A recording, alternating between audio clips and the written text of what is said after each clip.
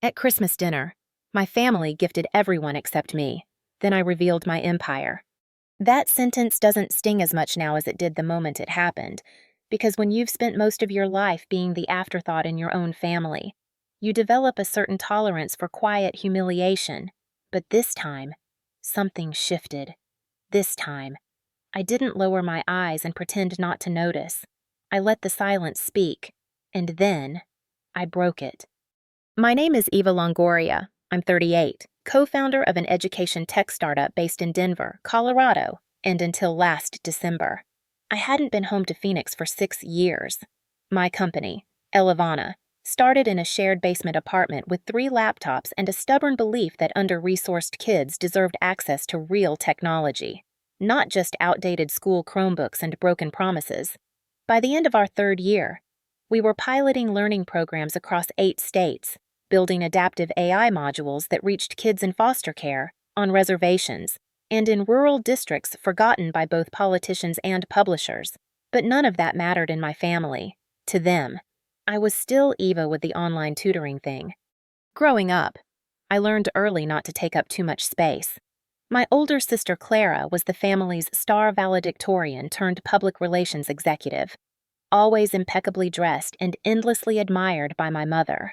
My younger brother Eric was the golden boy engineer, athlete, hometown success story with a booming construction firm and a growing family. Me, I was the quiet one in the middle, the one who stayed in her room during family cookouts, fiddling with websites, building code no one wanted to hear about. Our father passed away when I was 15, and after that, the hierarchy was locked in like cement. Mom leaned on Clara for grace, Eric for legacy, and kept me around mostly for chores. When I left for college in Colorado on a partial scholarship, no one came to drop me off. Clara was busy with work, Eric had a tournament, and Mom said she didn't want to make it a big deal.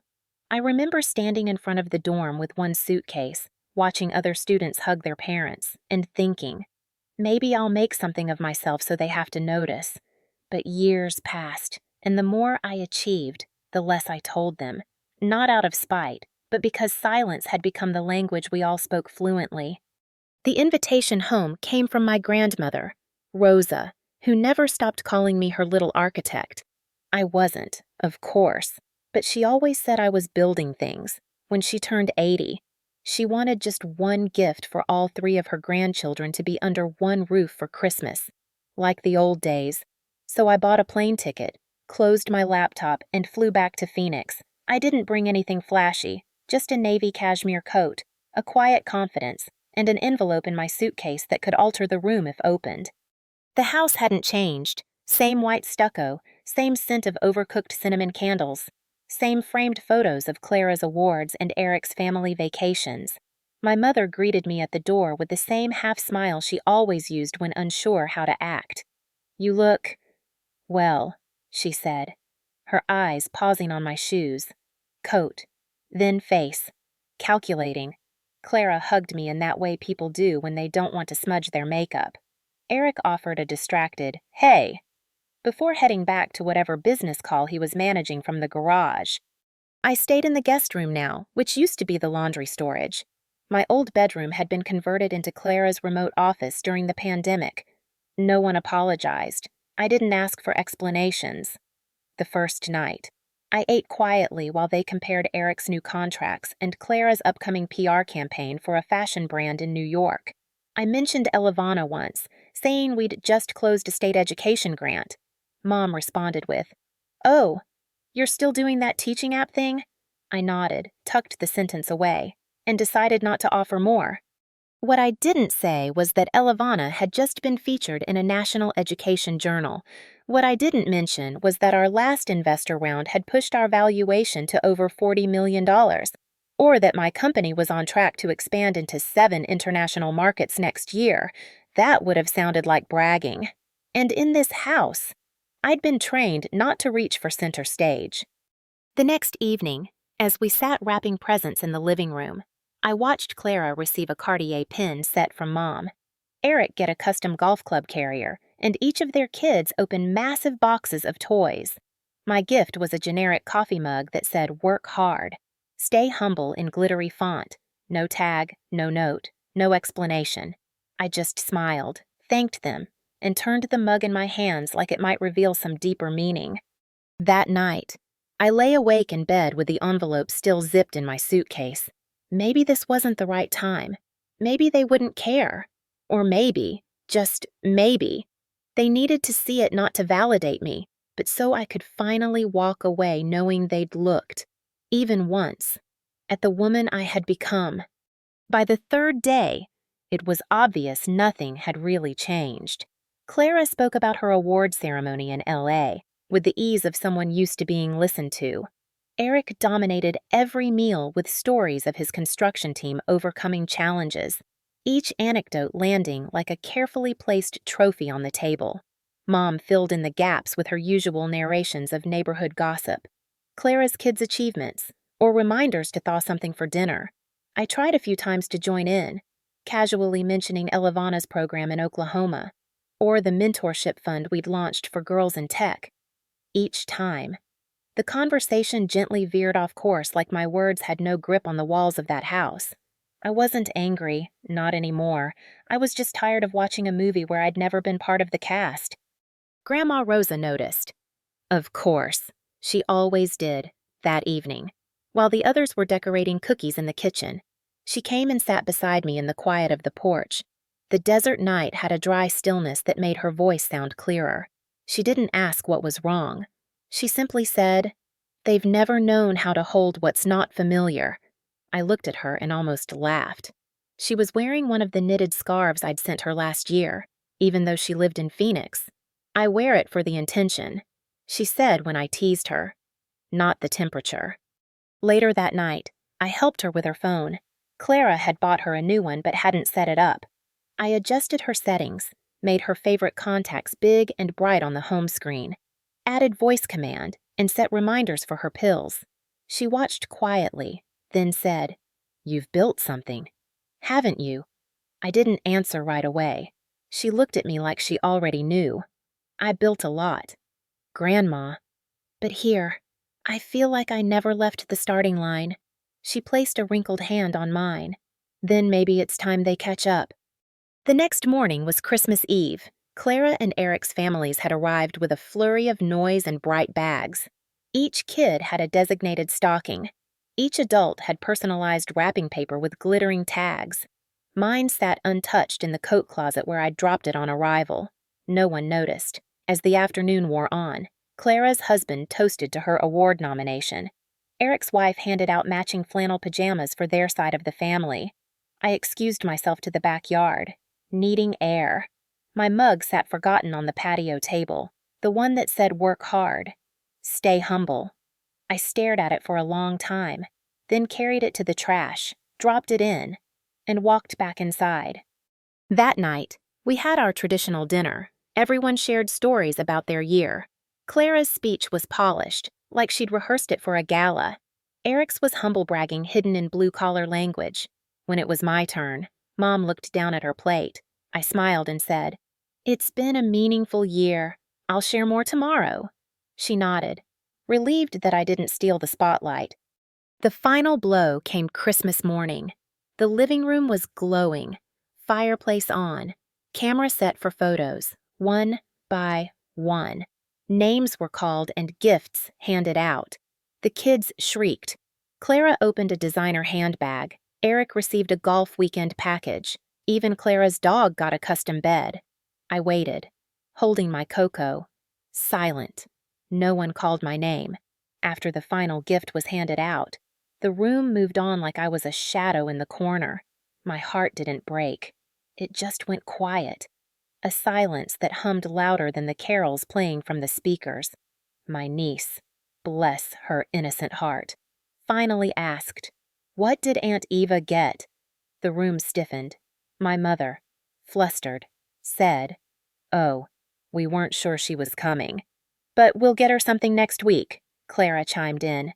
"I think I have an extra candle in the car." I declined with a smile that didn't reach my eyes. I don't know what stung more, the forgetting or the way they all moved on without shame. I left the room quietly and went upstairs. I stood at the foot of the guest bed, unzipped my suitcase, and took out the envelope I'd been carrying. It held the feature article from EdTech Futures, the one with my face on the cover and the headline, "The Woman Rebuilding American Classrooms with AI." It held our 8-figure grant letter from the National Education Trust, and it held a donation certificate under the Longoria name for $500,000 to Arizona Youth STEM Labs. I stared at it for a long time. Then I placed it back, zipped the case, and sat down. I wasn't going to leave. Not yet. Tomorrow. I'd let them see it. Not for revenge, not for recognition, just to end the illusion that I was small. I didn't cry that night, not because it didn't hurt, but because the pain wasn't new. It was just better defined now, sharper in its familiarity. Being forgotten didn't feel like a shock anymore. It felt like a pattern finally reaching its final, unmistakable shape. I lay awake in that stiff guest bed, listening to the muffled laughter downstairs, and realized something I hadn't allowed myself to admit for years. I had spent a lifetime shrinking myself to protect their comfort, dimming my light so it wouldn't reflect their own insecurities, and in doing so, I'd let them write a version of me so small. Even I started to believe it. Morning came slow. I helped Grandma Rosa prepare the breakfast casserole, neither of us speaking much. She handed me the cinnamon without asking, like she knew I needed the silence to keep from unraveling. When we finally sat down to eat, the house was buzzing again with surface joy. No one mentioned the gift mishap. It had already been boxed away like a forgotten decoration. I listened quietly as Clara passed around engagement news from her friend group, and Eric updated everyone on a mall renovation project. My mother gave an impromptu toast, nothing grand, just her version of grateful for family and warm homes. I smiled and nodded in the right places. But under the table, the envelope sat in my lap, steady as a stone. After breakfast, I slipped away to the sunroom, the only corner of the house where sunlight didn't feel like surveillance.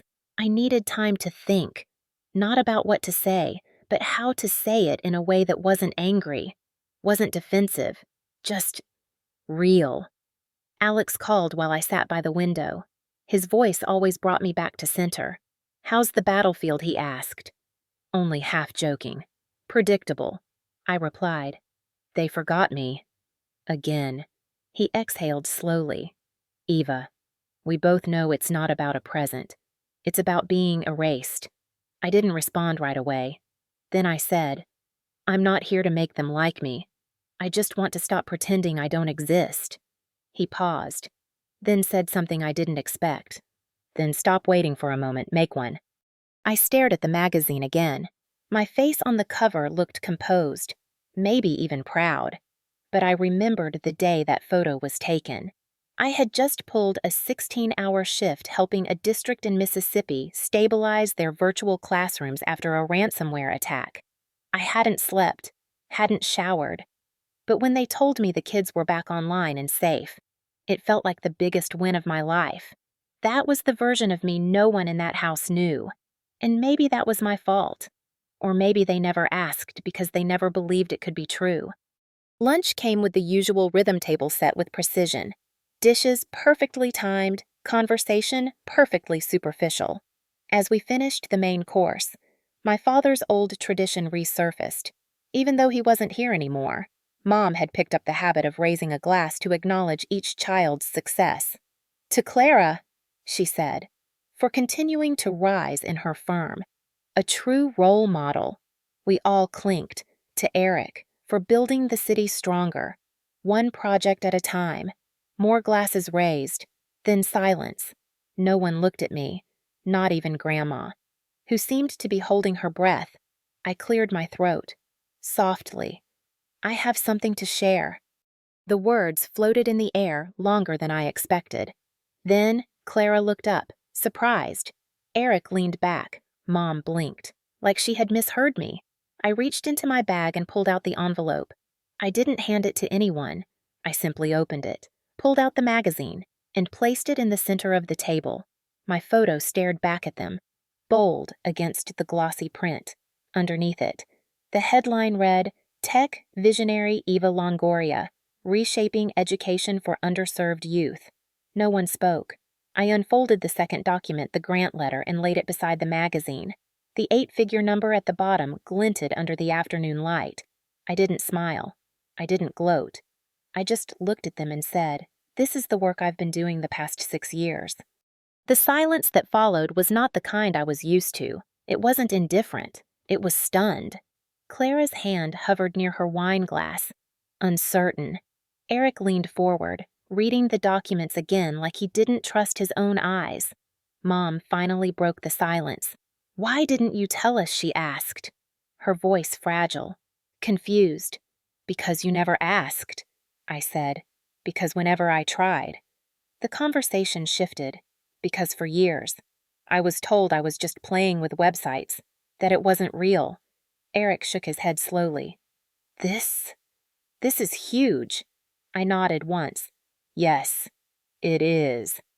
And then I reached into the envelope again. From the envelope, I pulled out a small stack of letters, each with a name written in handwriting only I knew. I placed them gently on the table, one by one, for Clara, for Eric, for Mom, and finally, one tucked aside for Grandma Rosa. I didn't rush. I let the silence sit there as each person slowly reached for their envelope. "These are gifts," I said calmly, "not bought in a rush or grabbed from a store shelf, but created, thought through, built. The way I build everything with intention." No one moved for a moment. Then Clara opened hers first. Inside was a customized digital storytelling kit we'd developed at Elevana for underprivileged students, repackaged now as a branded campaign platform, tailored for nonprofits and community outreach leaders. "It's in your name," I added. "You'll be the lead advisor on its launch if you want." It already has interest from 2 public school networks in LA. Eric opened his next. Inside was a beta access code and dashboard login to our new infrastructure workforce training app, something we'd designed for high school seniors looking to enter technical trades. "This module's already piloting in Colorado and New Mexico," I said, "but I thought Arizona's building sector could use it too. You'll be listed as an honorary board member if you want to help scale it here." He stared at the screen, blinking slowly. He wasn't used to being speechless. Mom's letter was thinner. It contained a printed page of her old photographs, now digitally restored and organized into cloud albums, complete with family timelines and audio annotations. "You told me once that your biggest fear was that our stories would disappear." I said, "So I saved them. I even found the old tape of your wedding. It's synced to a private digital archive. You just have to log in." Her hand covered her mouth, but no words came. Then I turned to Grandma Rosa. Her letter was handwritten. Inside, a tablet specially designed for seniors, preloaded with her favorite books, her church's live stream, her health tracking app, and video call presets connected only to me. "Your flight confirmation's in there too," I said softly. "You're coming to Denver in spring. We already made plans. Remember?" She smiled through tears she didn't wipe away. "You built all this?" she asked, voice trembling. I nodded. From scratch. No one said thank you right away. They were too stunned, too caught in that delicate place between admiration and embarrassment, pride and shame. I let them sit with it. I didn't need their approval anymore. I just needed to finish saying what I had spent years carrying inside me. I didn't come here for validation. I said, I came because I was tired of pretending I hadn't grown. I spent years shrinking myself just to keep this house comfortable. I stopped mentioning wins so no one felt threatened. I stopped inviting you in because every time I tried, the door stayed shut. Clara finally looked up. "I didn't know."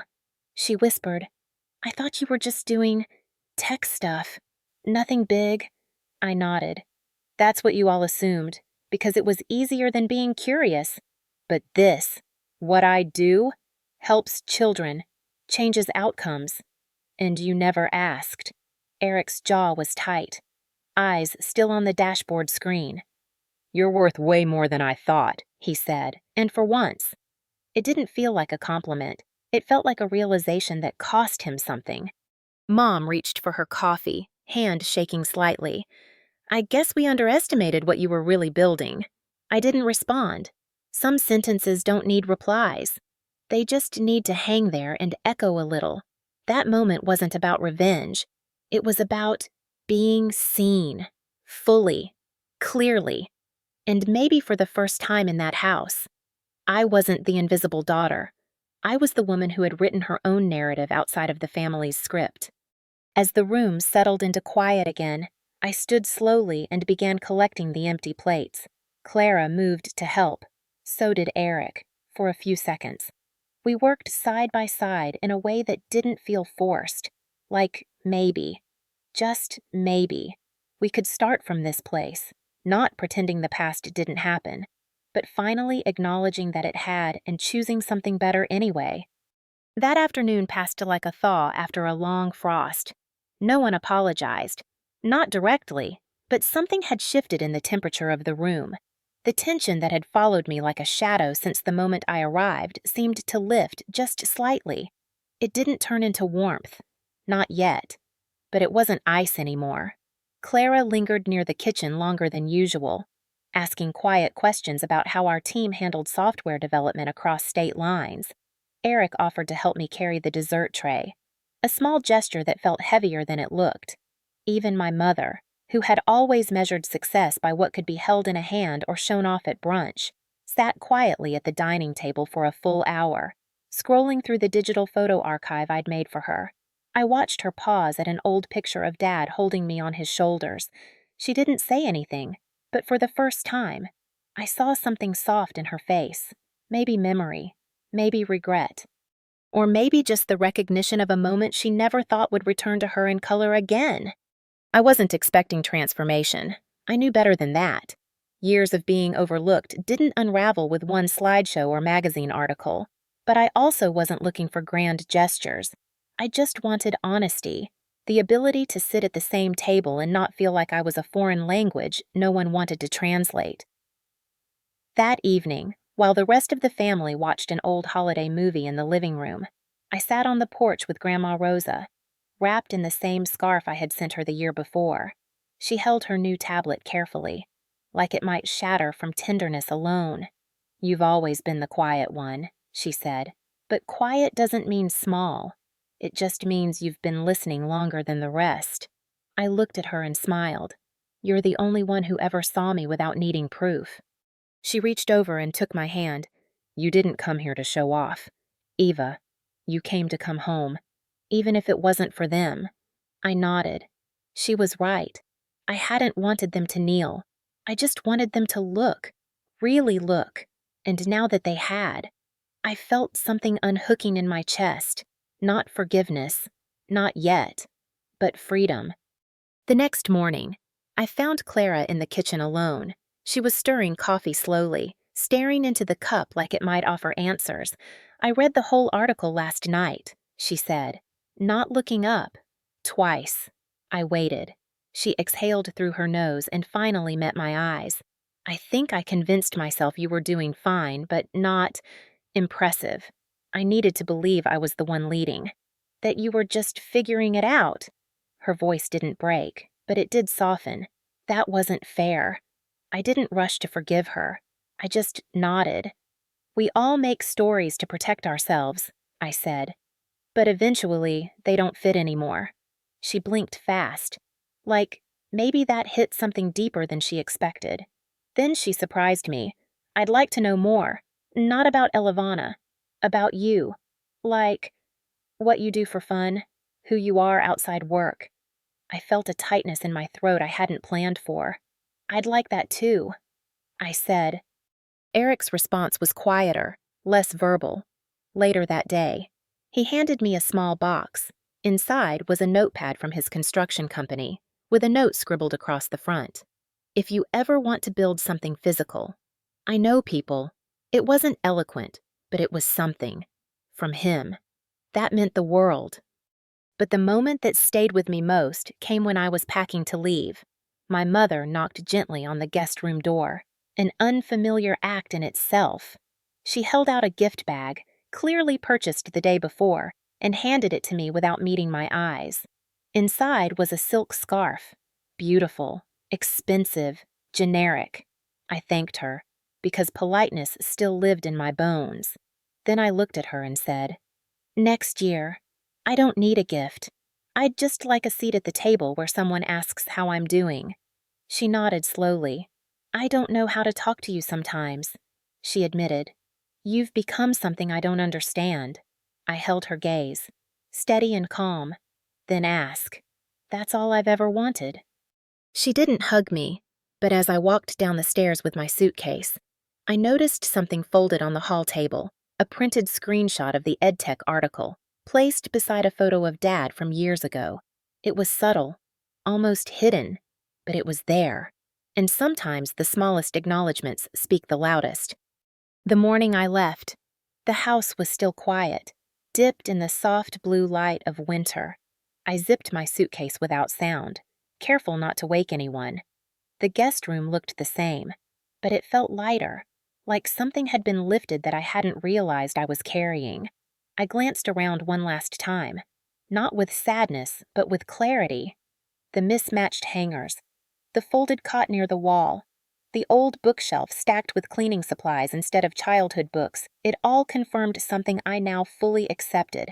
This wasn't my place to return to. It was a stop. One final visit to a version of the past I no longer needed. Downstairs, Grandma Rosa was waiting in the kitchen, already dressed, her coat buttoned up neatly and her tablet tucked under one arm. She gave me a look that said everything without speaking. We had our tea in silence, and then she reached into her purse and pulled out a folded piece of paper. It was a handwritten note from my grandfather, dated years ago. When I was still a teenager, Ava has something the others don't. It read, "She sees things differently. She asks why when others settle for how." I hadn't known he ever wrote that. She pressed it into my hand like a baton. He believed in you before any of us knew how. We didn't hug for long. She hated drawn-out goodbyes. As I stepped outside, Clara was already by the driveway, coffee in hand, hair tied back casually. She looked like someone who had thought through a dozen things to say and deleted them all before I arrived. "Let me know when you launch that mentorship thing officially," she said. "Maybe I can help with press outreach." I nodded. "I'll loop you in next month. We're beta testing with a girls' charter school in Albuquerque." She didn't smile, but she didn't look away either. That, for her, was progress. Eric came out just as I opened the car door. He had a brown bag in his hand and held it out awkwardly. "Breakfast burrito. For the drive. No onions. I remember you hated those." I took it, surprised. "Thanks." He scratched the back of his neck, then said quietly, "You did good. Ava, real good. I'm proud of you." He didn't wait for my response, just turned back toward the house like saying it had taken more effort than he wanted to admit, but it was enough. My mother didn't come out. I didn't expect her to, but as I placed my suitcase in the trunk, I saw the blinds shift in the upstairs window, a flicker of movement.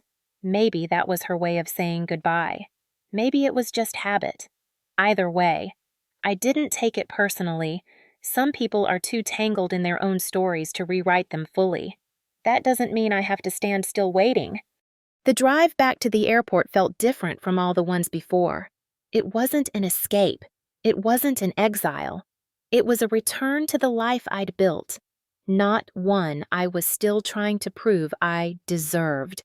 As the Phoenix skyline faded into the distance, I played the audio message Grandma Rosa had recorded on her new tablet. Her voice crackled through, warm and unhurried.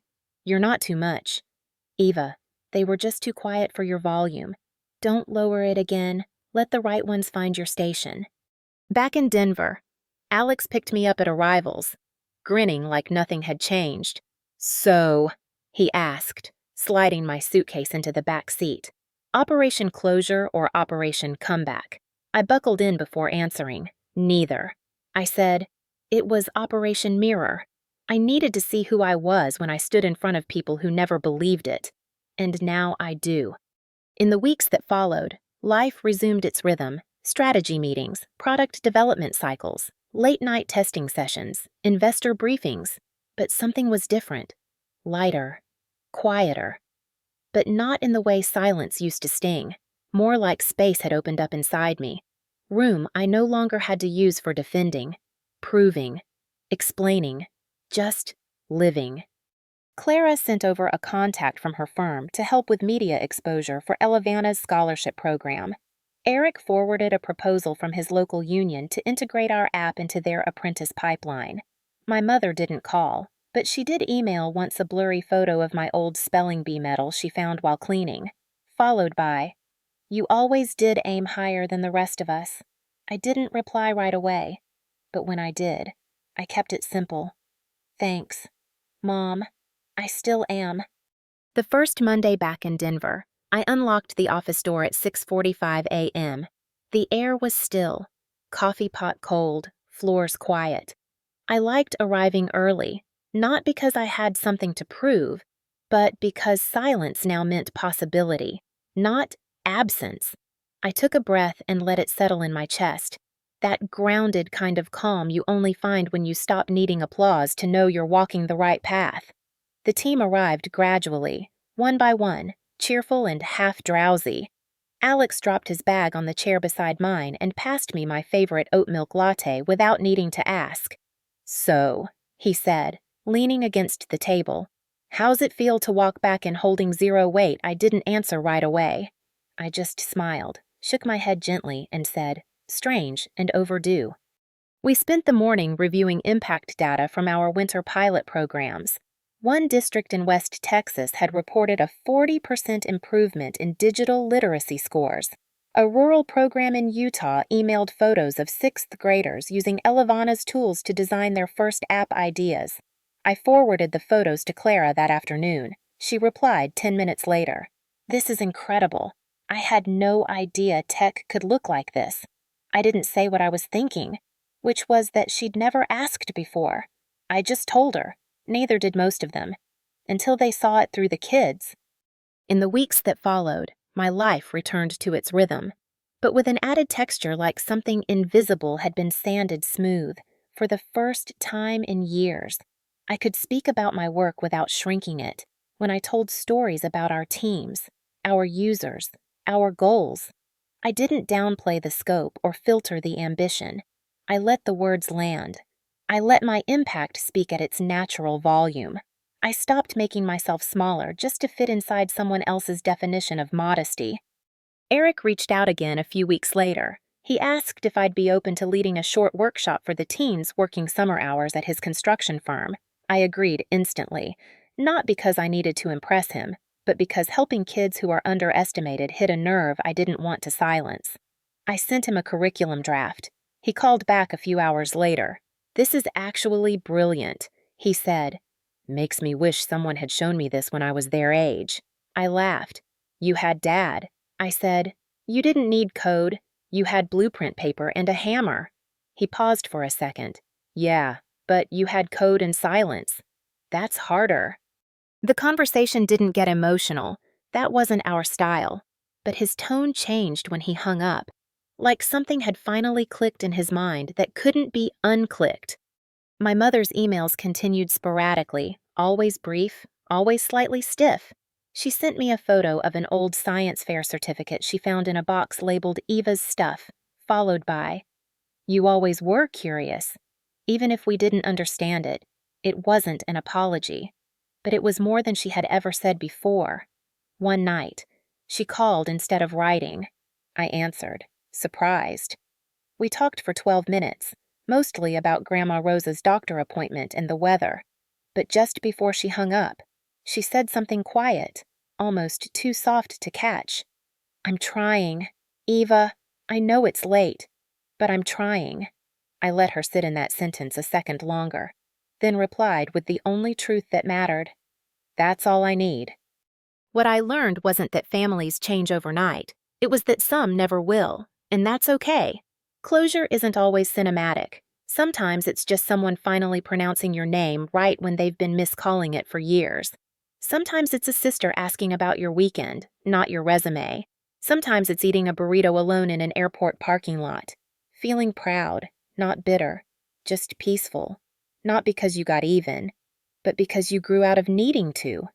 By March, Grandma Rosa had settled into video calls like she'd been born with the tablet. She called every Sunday at the same time, always opening with, "How are you really?" Mija. And I always answered honestly. Not to perform, not to prove anything, just to be heard. She became the only person I didn't need to translate myself for. And in a world that had once made me feel invisible at my own family table, that felt like enough. Spring came early that year in Denver. The snow thinned sooner than expected, and with it, something inside me softened too. I was walking into meetings with my shoulders a little looser, answering questions without rushing to downplay what I knew. There was space now, not just in the office or the calendar, but in my chest. A quiet room I could finally sit in without hearing echoes of old doubts. And the first time I noticed it was the day a high school senior named Alondra asked to speak to me after a community event. She had thick curls pulled into a messy bun, a hoodie 2 sizes too big, and a grip on her backpack like it held everything she couldn't say out loud.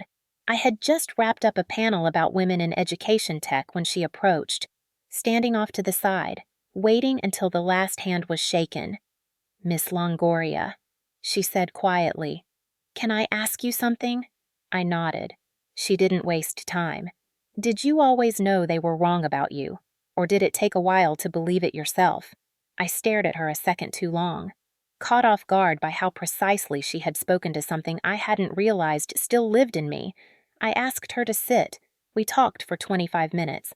I told her I didn't always know, that some days I still forget, but I keep going anyway, because the people who don't believe in me aren't the ones I build for. When she left, I didn't feel proud. I felt responsible, not in a burdensome way, but in the quiet way you do when you realize someone sees your path as proof that theirs is possible. And from that day on, I started showing up with more transparency. Not just the highlights, not just the glossy side of building a startup, but the days I doubted, the weeks I didn't sleep, the stretch of months I thought about quitting altogether. Because those were the pieces no one had shown me when I was coming up, and I wasn't going to let the next generation walk through that same silence alone. One evening, a girl named Camilla, one of our scholarship recipients, sent a video message. It was filmed on a cracked phone with shaky hands, but her voice was steady. "I used to think coding wasn't for girls like me," she said, "but now I know it's not about being the loudest in the room. It's about building rooms where more of us fit." I watched that video 3 times before saving it to a folder labeled "Why I Started." I never shared it publicly. Some things you keep close, like a letter to yourself from a younger version of who you used to be.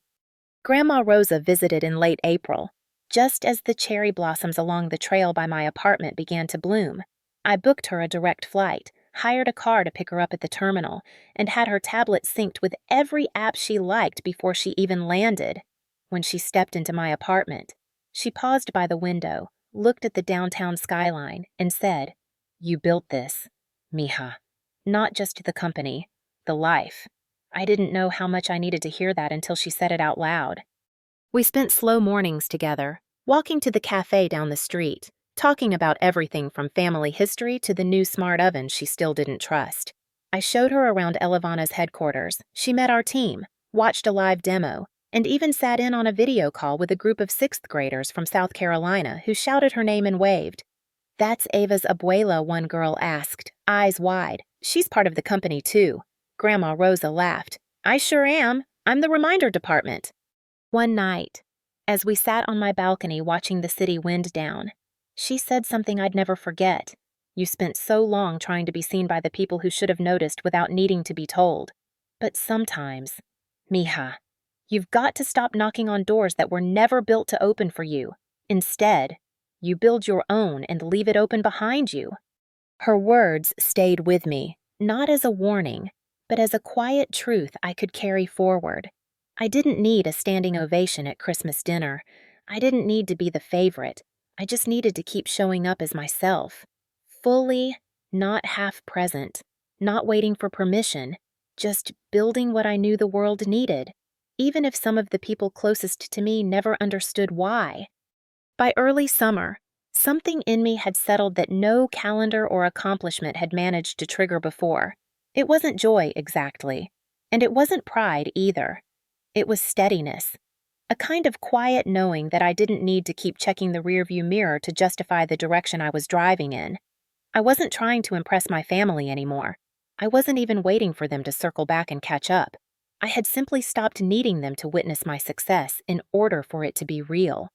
That's not to say things didn't improve. They did, in their own way, and on their own timeline. Clara began sending me articles about educational equity initiatives, sometimes with comments, sometimes just a link and a timestamp. Eric emailed once with a suggestion for how to get Elevana into the vocational training space for veterans.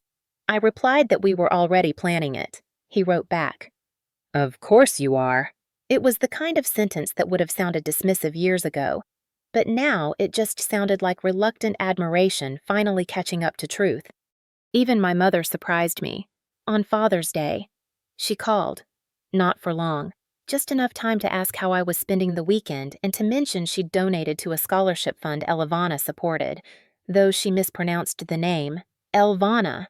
Right, I didn't correct her. I just thanked her, because I understood now that effort sometimes looks awkward before it becomes fluent. She was trying, even if clumsily, and that had to count for something. But the biggest shift wasn't external. It was how I began rewriting the rules of how I measured closeness. I stopped waiting for people to be everything. I let them be who they were, in the ways they could be present, and I chose where to invest the rest of my energy. I didn't chase one-sided conversations. I didn't reply out of obligation. I didn't confuse proximity with connection, and the result was surprising. The silence that used to feel like abandonment now felt like space I could fill with what actually mattered. One night in June, I met up with a few mentees from our leadership cohort. One of them, a bright, sharp girl named Hannah, asked me how I balanced family with ambition. I told her the truth. I didn't balance it. I just stopped trying to squeeze the two into shapes that didn't fit. Sometimes, I said, the most powerful thing you can do is accept that some people will never clap for you, and still build anyway. She blinked slowly, nodded once, and said, "That actually makes me feel better, like I'm not failing just because they don't get it." I told her she wasn't, not even close. Later that week, I received a postcard from Grandma Rosa. It wasn't handwritten. She had used a digital service I'd installed on her tablet, and it printed a message on real paper in perfect block letters. It read, "Mi amor, not everyone needs to understand your light. Just promise me you won't dim it for the ones who refuse to look." I pinned that card above my desk, next to our first wireframe of Elevana's interface. Not because I needed motivation, but because reminders are sometimes more honest when they're small. When my birthday came in July, I didn't wait for a call from Phoenix. I booked a quiet weekend for myself up near Boulder, hiked through a ridge I'd never explored, and read 3 chapters of a book that had nothing to do with business or strategy. I turned off notifications. I didn't post a single photo. It wasn't about who saw it. It was about finally being present for my own milestones, without needing to perform them. When I came back, there were 4 text messages from my mother. One said, "Happy birthday." One included a blurry photo of me at age 6, sitting in the garage with a toy laptop. The caption simply read, "Guess you always knew." Another was from Clara, who had sent a digital gift card with the note, "For your next coding escape." Eric's message just said, "Don't forget to rest. You're not a machine. For them." This was effort. For me. It was enough. I didn't screenshot any of those texts. I didn't forward them to friends as proof of growth or redemption. I didn't overanalyze their tone. I just read them once, smiled, and moved on with my day. When the next holiday season came around, I didn't feel dread. I didn't feel excitement either. Just a quiet readiness. The kind that comes when you've already made peace with the weight of old rooms. That year, instead of flying home for Christmas, I invited Grandma Rosa to spend it with me in Denver. Clara surprised me by asking if she and her partner could join too. "We're trying to start some new traditions," she said. Less formal, more honest. I told her she was welcome. No expectations. Just bring warmth, not performance. She agreed. We cooked dinner together in my kitchen. Nothing extravagant, just food we actually liked. Not what generations said we had to eat. No one wore matching outfits. No one gave a toast for the camera. Instead, Clara stood by the sink after the meal, sleeves rolled up, quietly washing dishes beside me while Grandma taught her how to make tamarind syrup from scratch. We didn't talk about work or wins. We talked about how long Denver's fall had lasted, about books we never finished, about the weird dreams we'd been having. And for once, it didn't feel like I had to earn my space in the room. I just existed, and it was enough. At one point during the evening, Eric called from Arizona. He had taken his kids camping and called mostly to let Grandma hear their voices. But before hanging up, he said, "Clara told me you're hosting. That's good. She said it feels real there." I smiled. "It does." He was quiet for a second, then said, "Maybe next year. I'll make it out too." I didn't hold my breath, but I didn't doubt him either, not anymore. After everyone left, I stood alone in the hallway, lights dimmed, candles still flickering in the kitchen. I looked around my apartment. This place I had once moved into with just a mattress and a laptop. Now it held soft furniture, framed memories, plants I hadn't killed, and energy that didn't ask me to apologize for existing. I pulled out the same envelope I had once carried into my mother's dining room, not because I needed to look at it again, but because I wanted to close it for good. That envelope had been my shield, my proof, my "I told you so" wrapped in professionalism, but I didn't need it anymore, because now I understood something I had missed for years. Power doesn't come from being recognized. It comes from refusing to disappear when no one is looking. I tucked it away in a drawer, not to forget, but to honor what it took to get here. Then I sat down, opened my laptop, and began writing a letter not to my family, not to my company, but to the girl I used to be, the one who stayed quiet at the table, who accepted invisibility like it was her birthright. I told her she didn't have to keep proving herself. I told her she had always been enough, that not being seen didn't mean she wasn't worth seeing, that silence wasn't her fault. It was just the language others chose when they couldn't translate her light. When I finished, I didn't cry, I didn't post it, I just saved it in a folder named Legacy, because that's what healing really is. Not performance, not revenge, but reclaiming your voice and not needing it to be echoed in order to matter. As the year closed, Elavana grew. We launched our new mentorship branch, led by former students. Clara joined as a remote advisor. Eric started sending job shadowing videos for the kids in our vocational track. Mom sent a Christmas card with my name written first. Not in bold, not in gold, just first. I smiled, knowing it was probably unconscious, but even small shifts start with someone picking up a pen differently. And me, I kept building, but I stopped running. I stopped proving. I started enjoying the space I had carved, the one I didn't wait for someone else to grant, and I made sure the door stayed open for the next girl who felt like the quiet one in the middle. Because the truth is, being forgotten can turn into power, if you remember yourself fiercely enough. So if you've ever sat at a table and realized no one saw you, if you've waited for a gift that never came or a nod that never arrived, know this: your worth isn't measured by the family's silence or their applause. It's in the life you build anyway, the empire you create quietly, the truth you carry without needing a microphone. Have you ever had to walk away from being overlooked and into your own light? I'd love to hear your story, because sometimes the most powerful thing you can do is simply be seen by yourself first.